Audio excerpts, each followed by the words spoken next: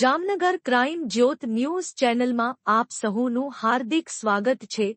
તો ચાલો જોઈએ આજના સમાચાર.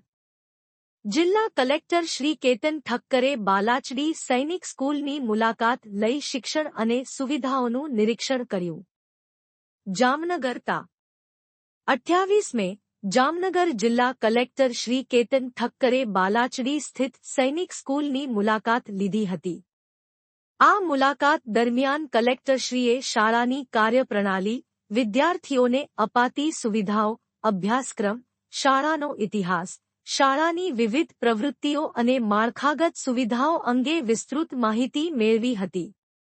વિશેષમાં તેઓએ વાવાઝોડા અને અન્ય કુદરતી આપત્તિ સમયે શાળાની સ્થિતિ અને તેની તૈયારીઓ વિશે પણ જાણકારી મેળવી હતી. અને શાળામાં ખૂટતી સુવિધાઓ અંગે વહીવટી તંત્ર દ્વારા પૂરતો સહયોગ પૂરો પાડવામાં આવશે તેમ જણાવ્યું હતું.